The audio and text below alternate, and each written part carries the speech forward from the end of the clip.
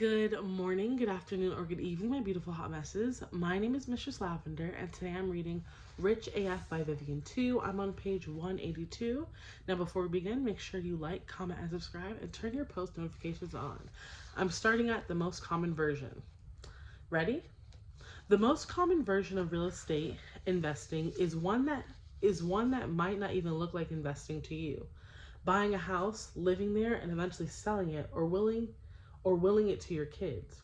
For generation, that has been the way that most middle class folks preserve and grow wealth. As time goes on, housing prices tend to go up, and by the time you're ready to sell your house is worth more than you paid. Ta-da, profit. The other way to use real estate as an asset is to be a landlord, to own a home, apartment complex, storefront, whatever, and charge other people to use it. This is a sweet setup because it essentially lets you double dip. Not only are you holding on to the asset as it goes up in value over time, you're generating cash flow on the reg from the tenants slash Airbnb guests slash soybean farmers slash whoever's using your property.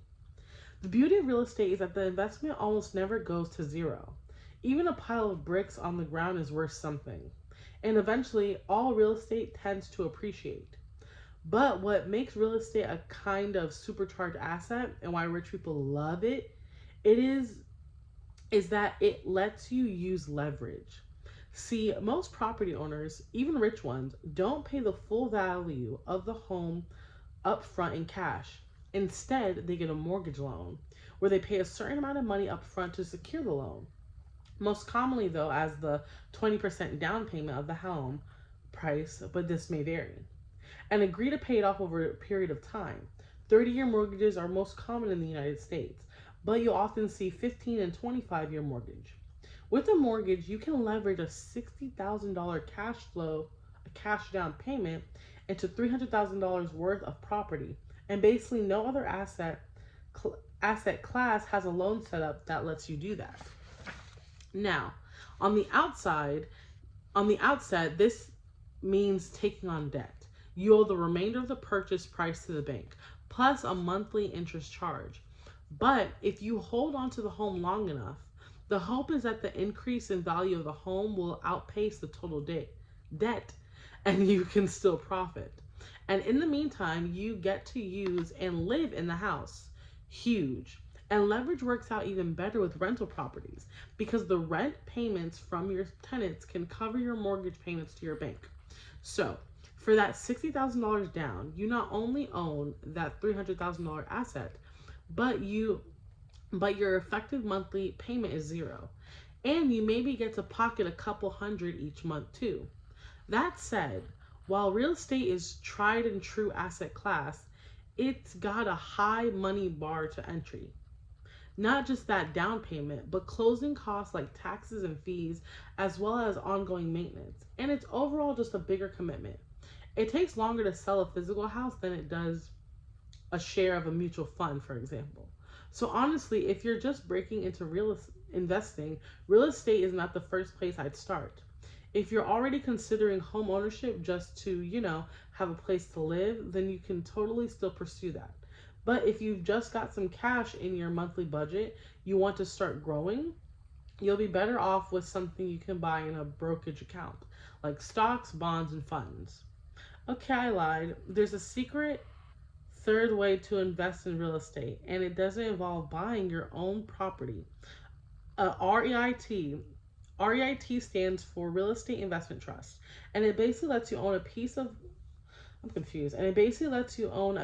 a bunch of different real estate properties all wrapped into one investment product. RITs trade on stock exchange, so you can buy and sell them the same way you would a stock. And they could be a great way to invest in real estate if you don't have a ton of money to buy a property outright. Plus, they can also bundle together a variety of property types, not just residential. So you can put some of your money into apartments, shopping malls, office buildings, and more. Stocks. Stocks allow you to own what is essentially a tiny, tiny sliver of a company. When a company is publicly traded on a stock exchange, they're basically selling up little bits of ownership stakes in a form of shares. Think about a big familiar company, for example, say a tech company called Banana.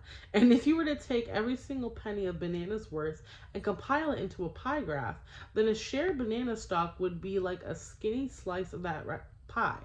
When you own that slice of pie, you are essentially giving money to the company in exchange for the chance to participate in their success, but also potentially their downfalls.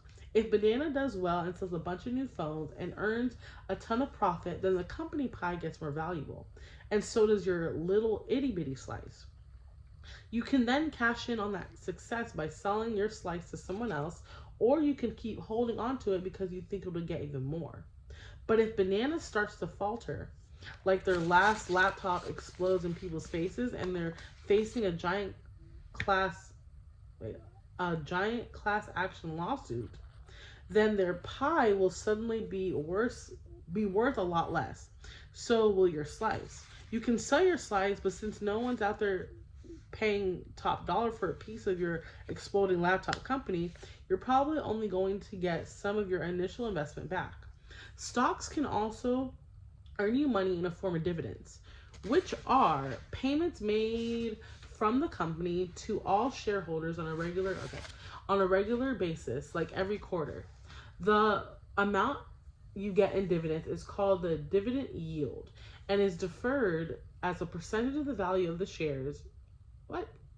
The amount you get in dividends is called the dividend yield and is derived as a percentage of the value of the shares of stock. But generally speaking, most investors make money with stocks by buying pieces of companies they expect to go up in value so they can sell the stocks for more money down the road.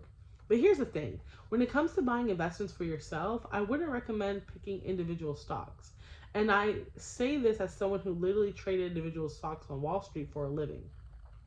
Do I have to tell you my sad Bitcoin story again or biotech story again? Please no. That said, staying away from picking individual stocks isn't the same as I'm too stupid to understand the stock market. It's actually the opposite because you do understand how stocks work. You also understand that the gigantic risk of betting on just one company is way too much to bear. You can still take advantage of lower risk ways to invest based on industries and areas of the economy you think are going to get big. And we'll talk about sector funds in a hot sec.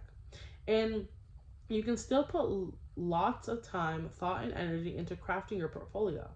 So if it feels like I'm throwing a bucket of cold FOMO on you, I get it. But trust me, there's still plenty of hands-on investing for you to do. Bonds.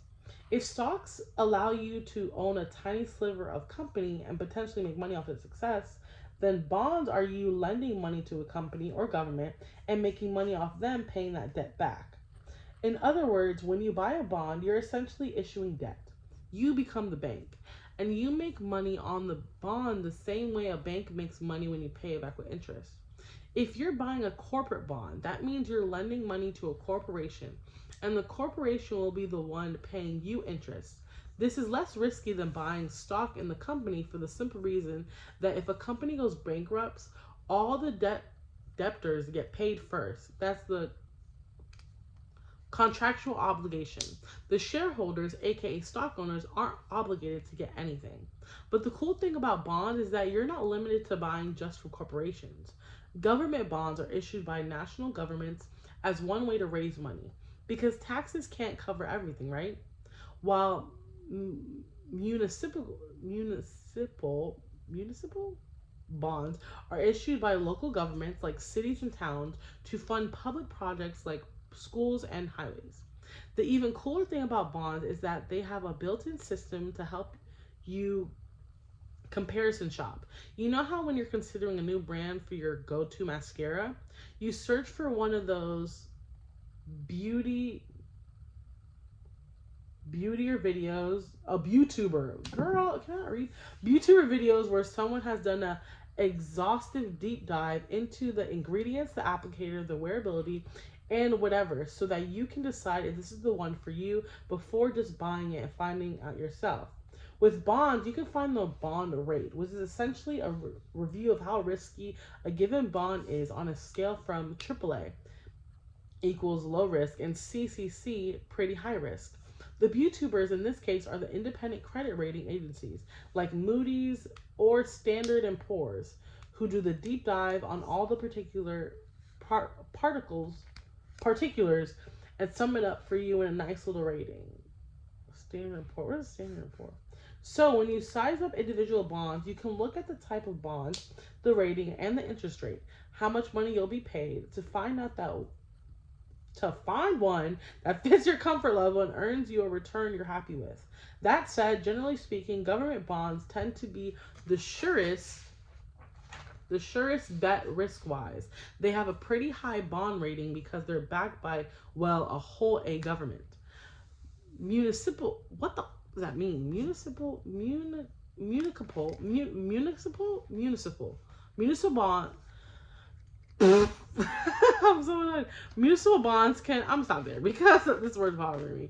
But I'm stopping at page 186. I'm reading Rich AF by Vivian 2. I'm on page 186 and I'll start at that word I can't say. But thank you again. My name is Mistress Lavender. Don't forget to like, comment, and subscribe and put your post notifications on. And I'll see you next episode. Bye!